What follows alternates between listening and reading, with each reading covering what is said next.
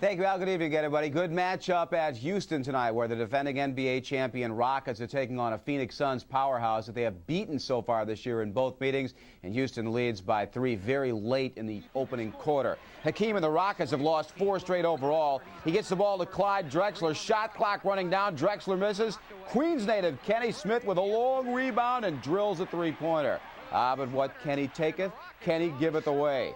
Watch Kevin Johnson just blow right past him for the layup at the other end of the floor, and the foul on Smith. The Suns led at that point 17-14 before Houston came back.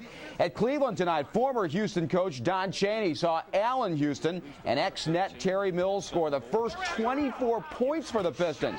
Houston with the jam, he had 10 of those points. Mills had 14. This was his second three-pointer of the game and put Detroit up 24-19.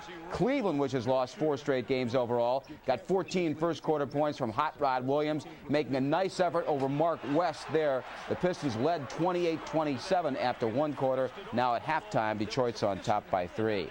The Orlando Magic are off tonight. They lead the Knicks by 6.5 games atop the NBA's Atlantic Division. Knicks and MSG Garden president Dave Checketts told us today that despite Charlotte being only a game and a half back of New York in the overall Eastern Conference standings, the Knicks are only looking ahead of them. I think down the stretch it's going to be a 2-horse race, and it's going to be us and Orlando in the Eastern Conference going down the stretch of the season, and then the playoffs are going to be very interesting. There'll be some teams at the bottom that will get hot at the end, like Indiana did last year. But when the dust settles, I really think it'll be us and the Magic fighting for that final slot.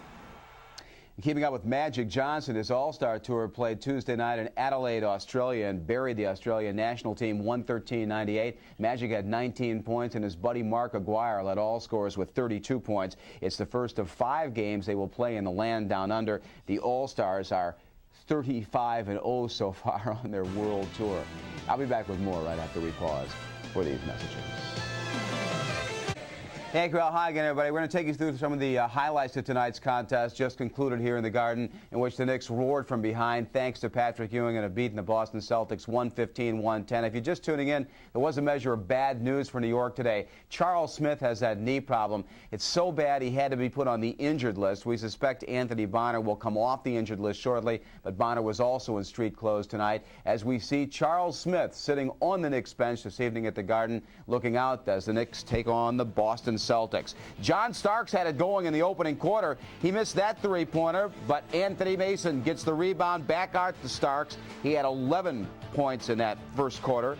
Knicks up 15-8, but the Celtics storming back here in the second stanza. D. Brown nails a wing jumper. Boston led 34-31. Now here comes Derek Harper with almost a circus layup and gets the call. He missed the free throw. The Celtics lead down to just 1 point.